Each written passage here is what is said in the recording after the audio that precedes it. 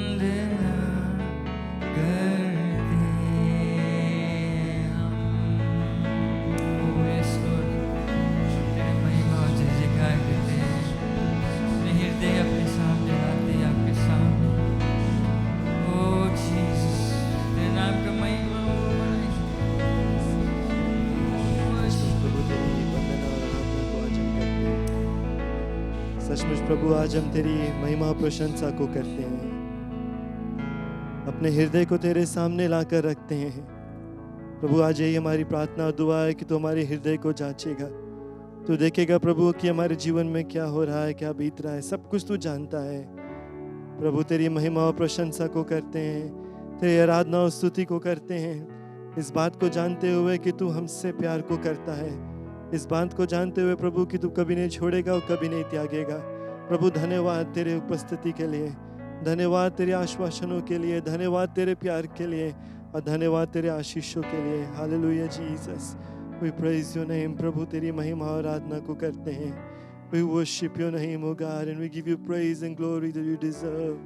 Hallelujah, Jesus. हमारे स्वर्ग पिता तेरे चरणों में आता हूँ यीशु के नाम से।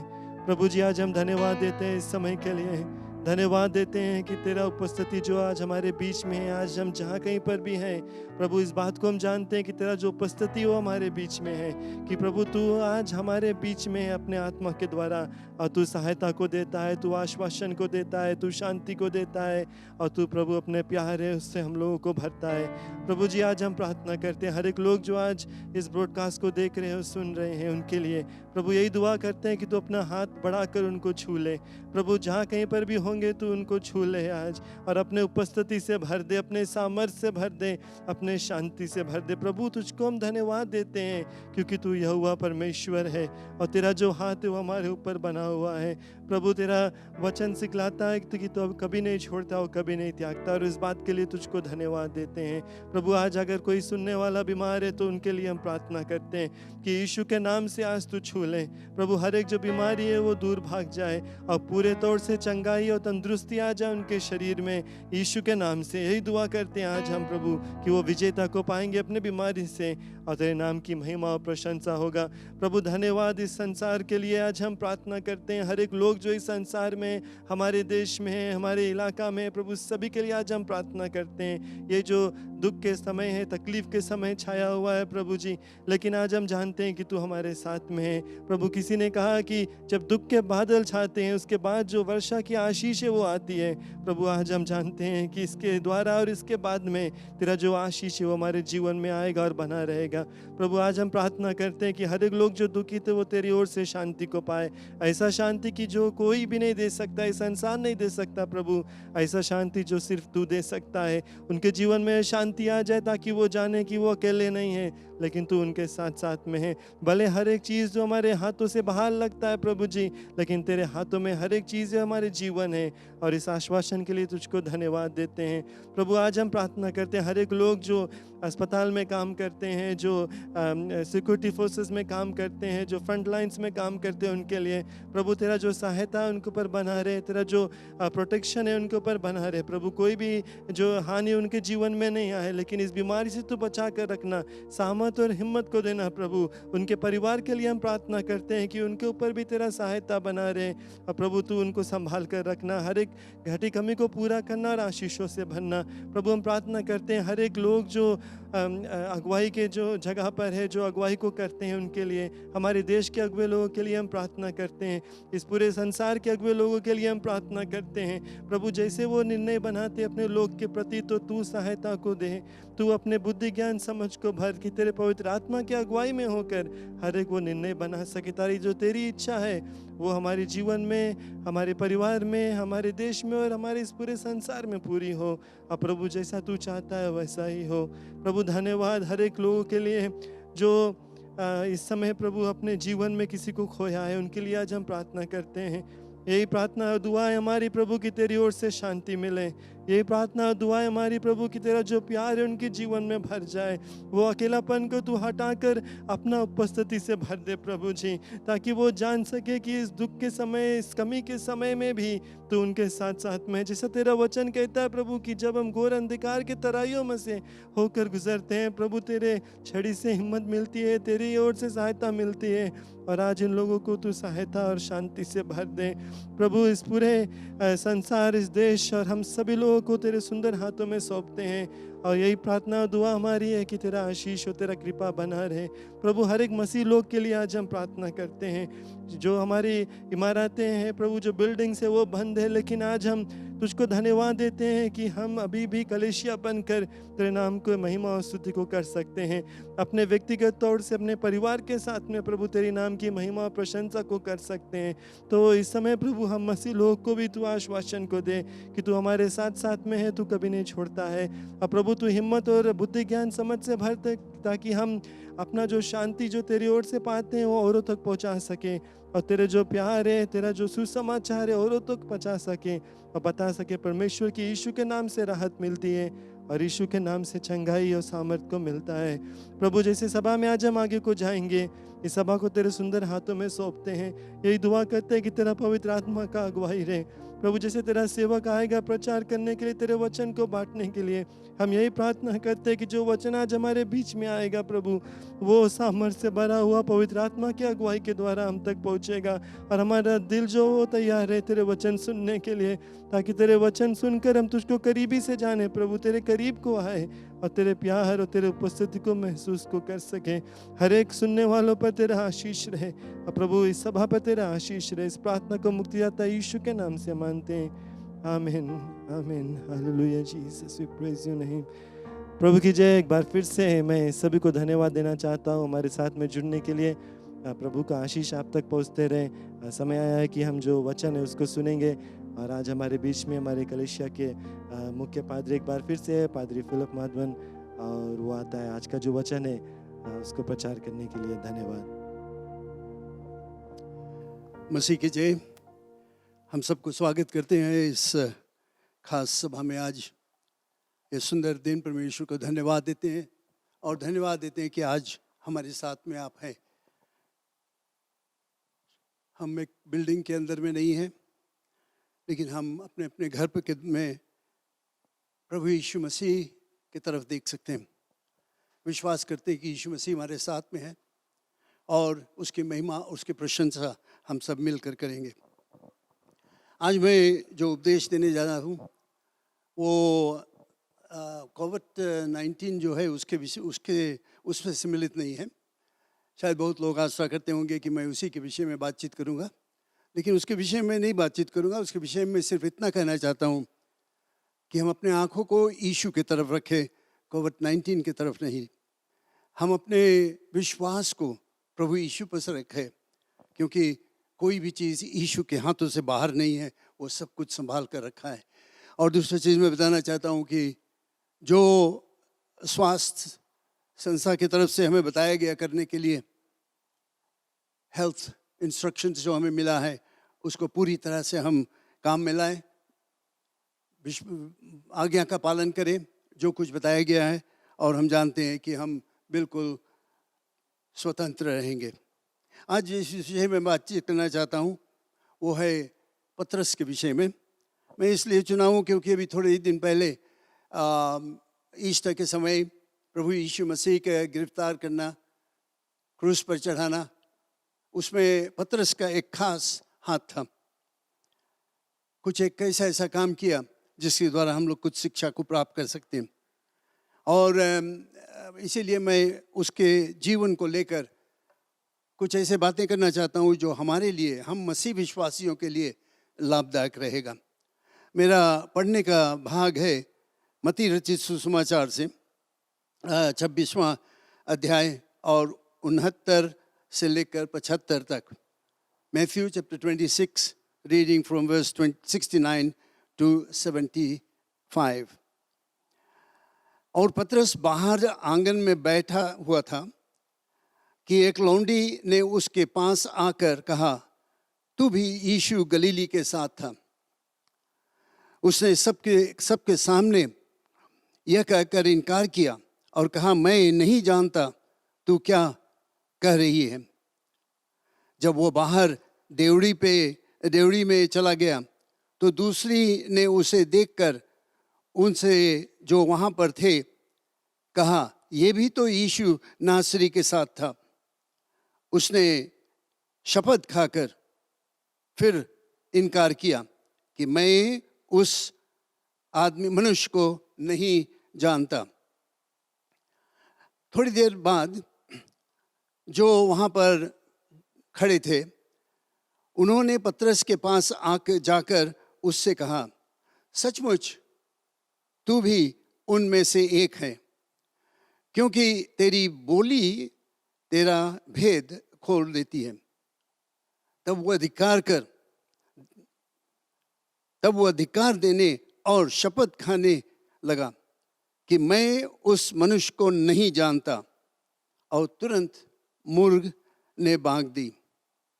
तब पतरस को यीशु की कही हुई बात स्मरण आई, जो मुर्ग के बांग के देने से पहले तू 3 बार मेरा इनकार करेगा। और वो बाहर जाकर फूट फूट कर रोने लगा। परमेश्वर को हम धन्यवाद देते हैं इस भाग के लिए। पिता परमेश्वर, इस उपदेश में तुम्हारे अगुवाई रहे, पवित्र आत्मा से हमें अभिषेक कर दें कि जो कुछ मैं कहूँगा वो तुम्हारी आत्मा के द्वारा जो सुनेंगे उनके आत्मिक उन्नति के लिए, यीशु मसीह के नाम से आमीन। यहाँ पर हम देखते हैं वो घटना जबकि पतरस ने प्रभु यीशु मसीह को इनकार किया था, और मेरा शीर्षक है पतरस का इनकार करना, पतरस का यीशु का इनकार करना। प्रभु यीशु मसीह ने बहुत दुख उठाया उस रात्रि को, जिस रात्रि को उसको पकड़वाया गया था, उसको मारा गया, उसके ऊपर थूका गया, तिरस्कार किया गया, कई एक बातों के द्वारा उसके निरादर किया गया। लेकिन जानते हो सबसे भारी निरादर जो वो सहा, जो दुख को सहा, वो था पतरस का इनकार करना। पतरस ने उसको 3 बार इनकार किया। और अगर हम लोग उसको अच्छी तरह से देखेंगे तो पहली बार वो सिर्फ कहा कि मैं उसको नहीं जानता हूँ। दूसरे बार उन्हें और जोश में आकर कहा कि शपथ खाकर उसने कहा कि मैं उसको नहीं जानता हूँ। और फिर तीसरे बार जब उसने कहा तो वो धिक्कार देने लगा और शपथ खाकर उसको नहकारा और कहा कि मैं उसको नहीं जानता हूँ। पतरस प्रभु यीशु मसीह को बहुत अच्छी तरह से जानता था,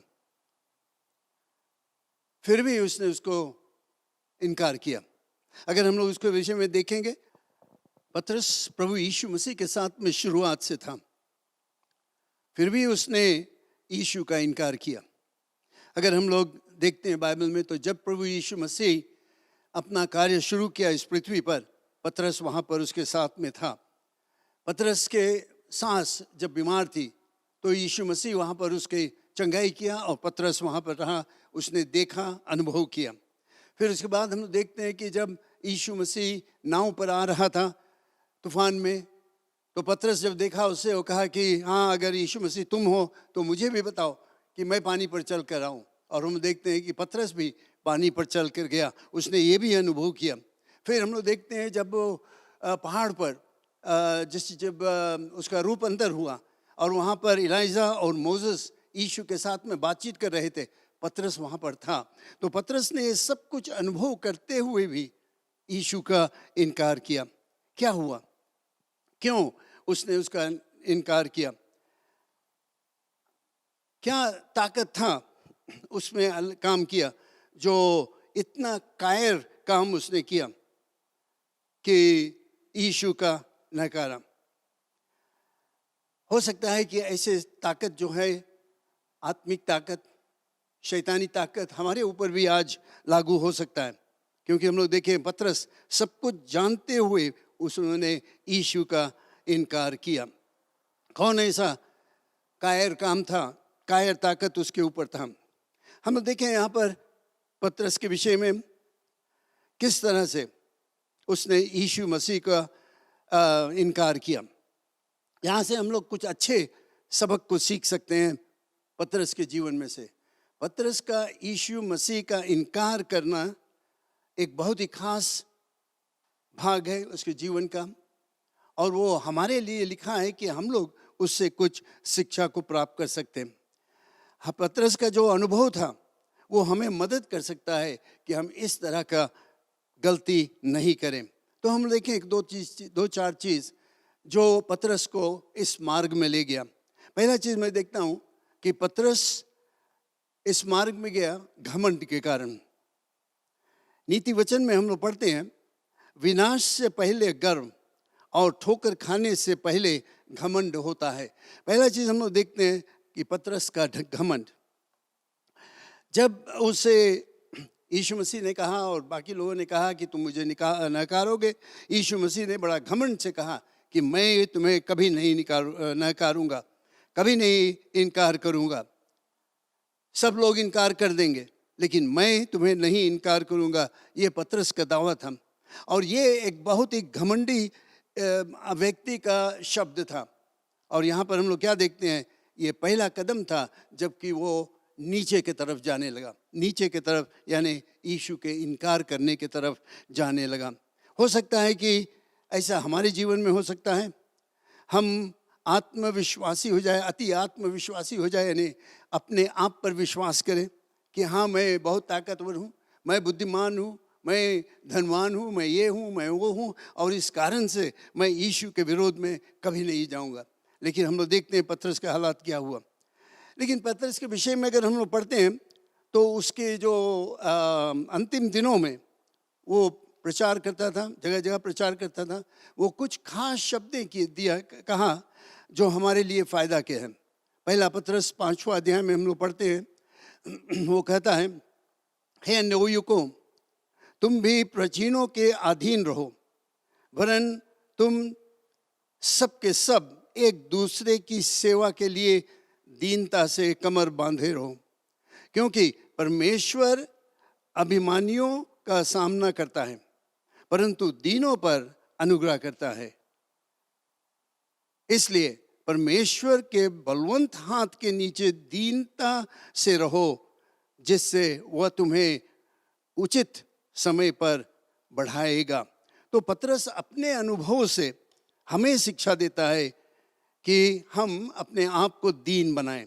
ये बहुत खास चीज़ है कि हम अपने घमंडी नहीं बने, लेकिन अपने आप को दीन बनाएं। जो कुछ हम करते हैं, जो कुछ हम कर सकते हैं, उसका हम परमेश्वर को धन्यवाद दें। इसीलिए वो यहाँ पर कहता है कि प्राचीन के अधीन रहो, वरन तुम सब के सब एक दूसरे की सेवा के लिए दीनता से कमर बांधे रहो। फिर वो आखिरी में कहता है, इसलिए परमेश्वर के बलवंत हाथ के नीचे दीनता से रहो, जिससे वह तुम्हें उचित समय पर बढ़ाएगा। तो अगर हम उसके हाथों में रहेंगे, उसके सामने दीन रहेंगे, उसके नीचे रहेंगे, उसके आज्ञा का पालन करेंगे और समझेंगे कि बिना यीशु के हम कुछ भी नहीं कर सकते हैं, तो एक दिन आएगा जबकि वो हमें ऊपर उठाएगा। पतरस बहुत ही कठिन तरह से ये सीखा घमंड का नतीजा क्या होता है। उसके ऊपर बड़ा भारी आपत्ति आया और ये सबक सीखा कि घमंड करना कितना खतरनाक है। और आज हम लोग सीख सकते हैं पतरस से कि कितना ज़रूरत है कि हम अपने आप को दीन रखें, सभी चीज़ में पहचाने कि हम जो कुछ हैं परमेश्वर ही के द्वारा, उसके महिमा और उसके प्रशंसा करें। दूसरा चीज़ हम लोग देखते हैं, दूसरा कदम पतरस के जीवन में वो था आलसीपन, लेजीनेस। अगर उसके विषय में हम लोग मैथ्यू चैप्टर 26 में पढ़ते हैं आखिरी भाग में, तो हम लोग क्या देखते हैं कि वो सो रहा था। जब यीशु मसीह ने कहा कि मैं प्रार्थना करने जाता हूँ, तुम लोग मेरे साथ में प्रार्थना करो, तो लोग क्या देखते हैं, जब यीशु मसीह लौट कर आता है, पतरस सो रहा था और बाकी चेले भी सो रहे थे। ये एक बहुत खतरनाक चीज़ है, आलसीपन, लेजीनेस। बहुत समय क्या होता है, आलसीपन के कारण, लेजी के कारण हम लोग अपने आप को तैयार नहीं करते। और यही चीज़ हमारे जीवन में हो सकता है कि अगर हम पूरे दिल से, पूरे मन से मेहनत करके तैयारी नहीं करेंगे तो निश्चय है कि हम भी धोखा खा जाएंगे, गिर जाएंगे और हमारे ऊपर भी आपत्ति आ सकता है। क्योंकि बिना मेहनत किए, बिना समय निकाले प्रार्थना करने के हम लोग आलसीपन में पड़ जाएंगे और नहीं तैयार रहेंगे परमेश्वर के काम करने के लिए। और ये काम होता है, जल्दी से नहीं होता है, कभी कभी धीरे धीरे हो जाता है। थक जाते हैं, धीरे धीरे हम लोग चले जाते हैं गलत मार्ग में, धीरे धीरे हम चले जाते हैं आलसीपन में, धीरे धीरे हम चले जाते हैं सोने के लिए, और इस कारण से हम लोग खो देते हैं जो कुछ परमेश्वर हमें चाहता है करने के लिए। पतरस के जीवन में अगर हम लोग देखेंगे, अंत में वो क्या कहता है, 5वां अध्याय में, पहला पतरस 5वां अध्याय में वो कहता है, सचेत रहो और जागते रहो, क्योंकि तुम्हारा विरोधी शैतान गरजने वाला सिंह की नाई इस खोज में रहता है कि वह किसको पकड़ खाए। विश्वास में दृढ़ होकर और ये जानकर उसका सामना करो कि तुम्हारे भाई जो संसार में है ऐसे ही दुख भुगतते रहे। यहाँ पर हमें चेतावनी देता है कि शैतान जो है वो एक गरजने वाला सिंह के समान है। वो खोजता है किसको वो पकड़ेगा, किसको वो फाड़ देगा। इसीलिए वो कहता है कि हम लोगों को सावधान रहना चाहिए हमेशा। हमें ये आलसीपन को मौका नहीं देना चाहिए। We should not allow laziness to come. जब हम अपना तैयारी करते हैं कोई भी चीज़ परमेश्वर के लिए करने के लिए, प्रचार करने के लिए, प्रार्थना करने के लिए, बाइबल पढ़ने के लिए, हम लोग उसमें आलसी नहीं हो जाए। आलसी हम लोग हो जाते हैं बहुत समय, जब चर्च जाने का समय होता है, चर्च में प्रार्थना सभा में जाना है, तो हम लोग कोई ना कोई बहाना निकाल देते हैं, और शैतान जो है वो हमारे में तरह तरह का ख्याल ला देता है। बहुत थका हूँ, ये करना है, वो करना है, और यहाँ जाना है, वहाँ जाना है। इस कारण से हम लोग जो कलीसिया का सभा है, चर्च में हम लोग नहीं जा सकते। बहुत समय क्या होता है, जब बाइबल पढ़ने का समय आता है, बाइबल स्टडी करने का समय आता है, तो हम देखते हैं हमें आलसी छा जाता है, लेजीनेस आ जाता है, और हम लोग करने के लिए तैयार नहीं रहते, और सोने के लिए ज़्यादा खुश रहते हैं। प्रार्थना करने के समय आता है तो हम देखते हैं कि बहुत कुछ और करना पड़ता है, और हम प्रार्थना करने के लिए तैयार नहीं रहते। ये सब कुछ आलसीपन के कारण, लेजीनेस के कारण हम लोग चर्च जाने में कमज़ोरी हो जाते हैं, बाइबल पढ़ने में कमज़ोरी हो जाता है, प्रार्थना करने में कमज़ोरी हो जाते हैं। ये कैसे होता है? हम लोगों को चाहिए सावधान रहे, और हम लोग खड़े रहे प्रभु यीशु मसीह के लिए। कैसे जो होगा, जब प्रभु यीशु मसीह हमारा परीक्षा लेगा इन चीज़ों में, तो हम लोग ज़रूर से हार जाएंगे, उसमें असफल रहेंगे। लेकिन परमेश्वर चाहता है कि हम आगे बढ़ें, आलसी नहीं रहे, लेकिन उसके काम में हम आगे बढ़ते रहे। ये पतरस का सलाह हमारे लिए। एक और चीज़ हम लोग देखते हैं पतरस के जीवन में कि वो बड़ा कायर निकला। कैसे हम लोग जानते हैं वो कायर था? हम लोग देखते हैं अगर बाइबल में, जब यीशु मसीह को पकड़वाया गया और सिपाही लोग उसको लेकर जा रहे थे, पतरस के विषय में लिखा है कि वो उसके साथ साथ गया, उसका अनुसरण किया। मैथ्यू 26 में हम लोग पढ़ते हैं। लेकिन अब जबकि यीशु मसीह उतना नामी नहीं था, पॉपुलर नहीं रहा, वो गिरफ्तार किया गया। यहाँ पर हम लोग क्या पढ़ते हैं कि वो दूर दूर में रहा, वो दूर में था। वो नहीं चाहता था कि यीशु के साथ में उसको कोई देखे और पहचाने कि वो यीशु के साथ में है। दूर दूर से रहा। यीशु मसीह अब पॉपुलर नहीं रहा, वो कायर हो गया। वो तैयार नहीं था सामना करने के लिए जब लोग उसको उससे कहेंगे कि तुम यीशु मसीह के विश्वासी हो, या उसने देखा किस तरह से यीशु मसीह के हालात हुआ। वो तैयार नहीं था वो सहने के लिए। हम थोड़ी देर के लिए सोचें अपने विषय में, क्या हम इस तरह से दोषी हैं? हम चाहते हैं यीशु मसीह के पीछे होने के लिए, अनुसरण करने के लिए। हम कहते हैं हम उसके विश्वासी हैं, लेकिन एक कायर की तरह सामने आने के लिए तैयार नहीं। हम शर्माते हैं बाइबल लेकर जाने के लिए। चर्च जब हम आते हैं बाइबल नहीं लेकर जाते, कहीं पर और जाते हैं तो बाइबल को हम लोग छिपा देते हैं। क्या हम ऐसे हैं, शर्माते हैं परमेश्वर को धन्यवाद देने के लिए, चाहे घर पर या कहीं पर और भोजन के समय? क्या हम तैयार हैं धन्यवाद देने के लिए कि हम शर्माते हैं? क्या हम शर्माते हैं औरों को बताने के लिए कि मैं यीशु का विश्वासी हूँ, और गवाह देने के लिए हम लोग शर्माते हैं औरों को बताने के लिए?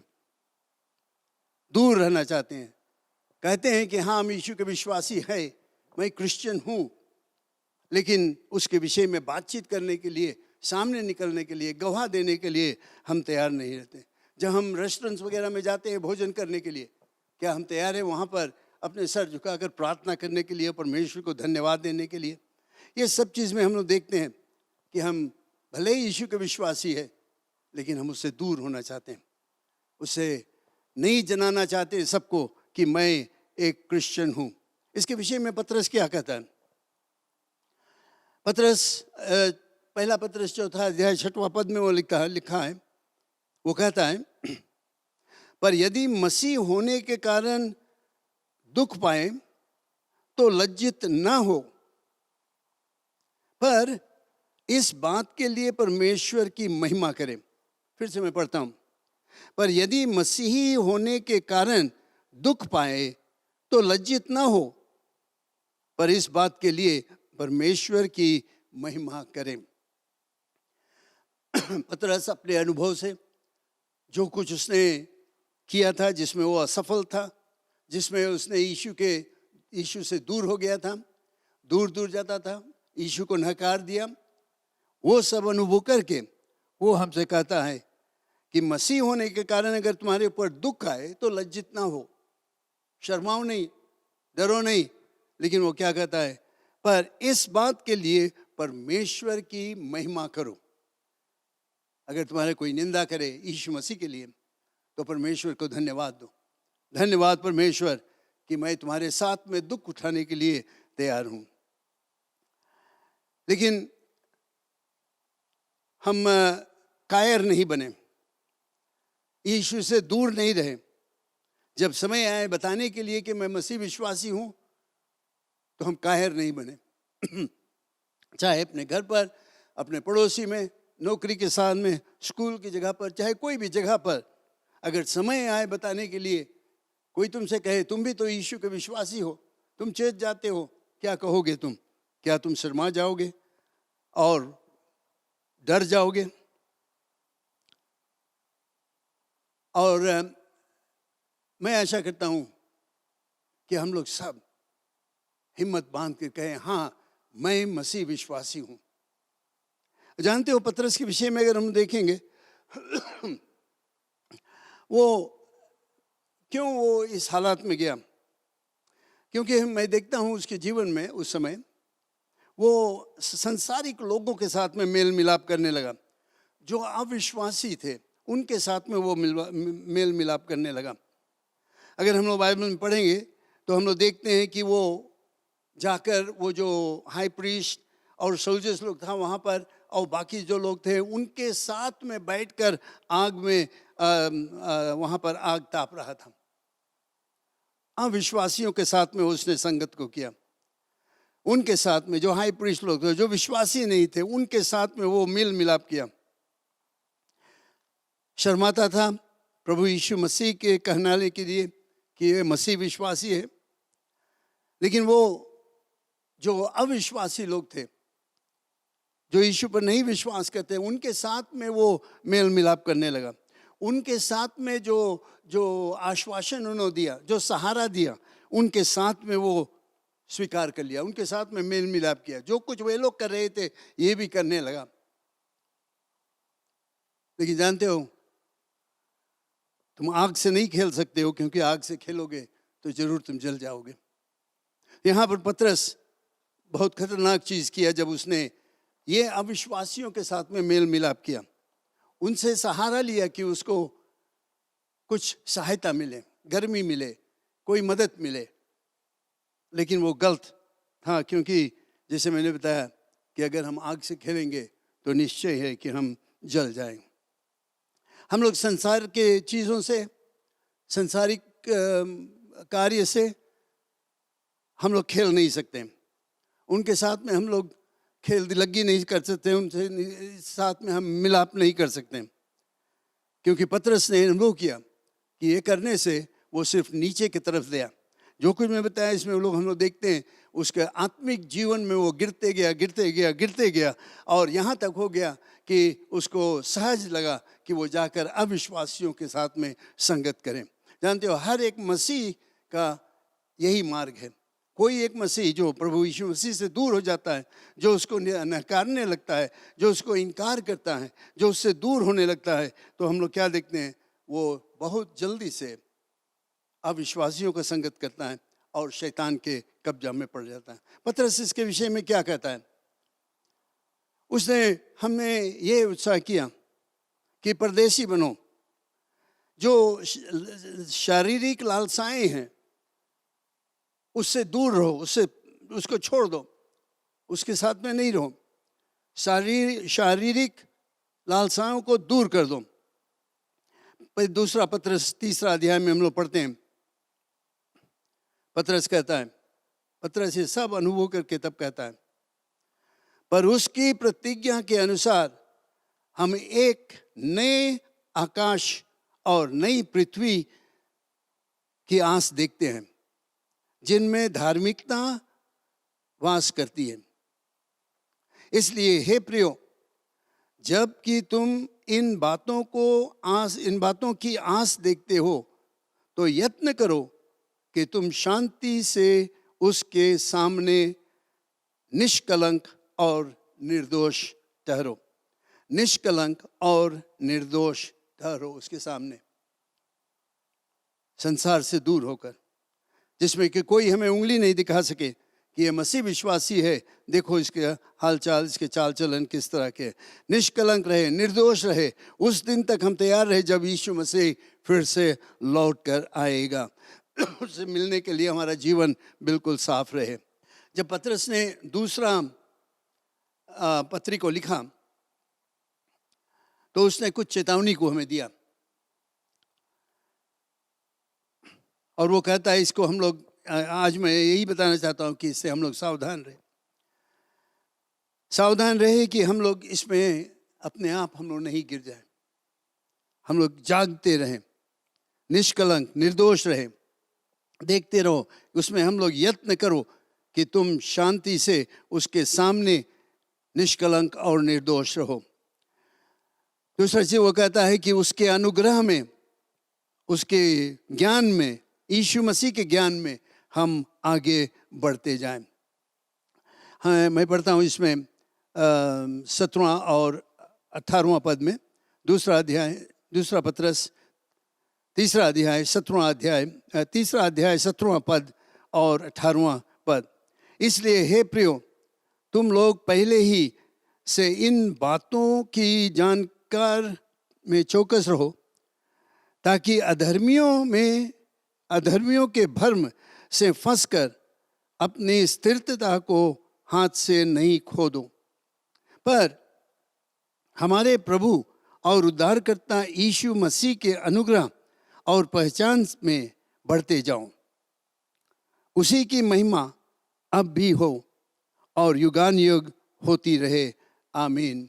मैं इस पद को एक बार फिर से पढ़ना चाहता हूँ। बहुत खास भाग है जिसमें हमें ये शिक्षा मिलता है अपने जीवन के विषय में, आने वाला जीवन परमेश्वर के प्रभु यीशु मसीह के आने से पहले। वो कहता है, हे प्रियो, तुम लोग पहले ही से इन बातों को जान कर चौकस रहो, ताकि अधर्मियों के भ्रम में फंसकर अपनी स्थिरता को हाथ से कहीं खो न दो, पर हमारे प्रभु और उद्धारकर्ता यीशु मसीह के अनुग्रह और पहचान में बढ़ते जाओ। उसी की महिमा अब भी हो और युगान युग होती रहे। ये पतरस का आखिरी शब्द था इस अध्याय में।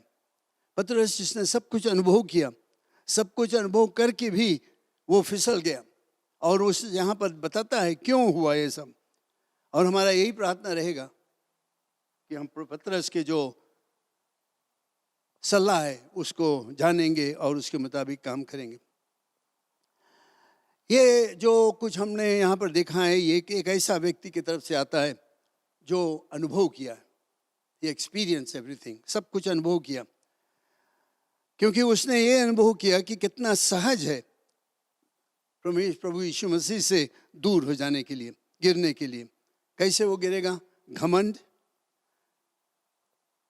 आलसीपन, परमेश्वर के महिमा नहीं करें, और जो अविश्वासी है, परदेशी लोग, जो अविश्वासी लोगों के साथ में संगत करने के द्वारा। पतरस ने यह अनुभव किया और अंत में वही बताता है कि हम इससे दूर हैं। हम जानते हैं कि पतरस प्रभु यीशु मसीह को नकारा 3 बार, लेकिन फिर भी हम देखते हैं कि वो रोया, विलाप किया, सोचा उसके विषय में, और इसके द्वारा उसको अनुग्रह मिला कि उसको यीशु मसीह ने क्षमा किया और उसको मौका दिया कि वो एक प्रभु यीशु मसीह का चेला बने। आज मैं सबसे यही बताना चाहता हूं कि अगर हमने प्रभु यीशु मसीह को नकार दिया है, हो सकता है यही मार्ग हमारा भी था। घमंड, आलसीपन, लेजीनेस, कावर्डाइज, ये सब चीज़ के कारण अगर हम यीशु के छोड़ दिए, उसको त्याग दिए हैं, तो बहुत ही अच्छा दिन है आज कि हम उसकी तरफ देखें और कहें कि हे प्रभु यीशु मसीह, मुझे क्षमा कर दें। पश्चाताप करें, उसके अनुग्रह को प्राप्त करें, पश्चाताप करके और भरसक कोशिश करें। पतरस के जो उपदेश हमें दिया है, जो शिक्षा दिया है, जो सलाह हमें दिया है, उसको अपना कर अपने जीवन में परिवर्तन को लाए। धन्यवाद। परमेश्वर के आशीष आपके ऊपर रहे और मैं आशा करता हूँ कि आप इस वचन पर ध्यान दोगे और अपने जीवन में इसको लागू करोगे कि आप घमंड को नहीं लाए अपने जीवन में, आलसीपन को नहीं लाए, कायर नहीं बने और संसारिक चीज़ों में मस्त नहीं हो जाए, लेकिन उससे अलग होकर अपने आप को दीन बनाकर मेहनत करके परमेश्वर की महिमा करते हुए और अविश्वासियों जो गैर लोग हैं उनसे दूर रहकर परमेश्वर के महिमा और आत्मिक उन्नति को प्राप्त करो। धन्यवाद। परमेश्वर के आशीष आपके ऊपर रहे। मैं प्रार्थना करता हूँ, हे पिता परमेश्वर, जितने लोगों ने इस वचन को सुना है वे इस पर ध्यान दें, विचार करें और अपने जीवन में लागू करें। यीशु के नाम से आमीन। तेरी इच्छा पूरी हो जाए, हाथों में तेरे जीवन है ये, मैं मिट्टी हूँ, तू है कुम्हार, मुझको उठा, मुझको बना, तेरी इच्छा पूरी हो जाए, हाथों में तेरे जीवन है ये, मैं मिट्टी हूँ, तू है कुम्हार, मुझको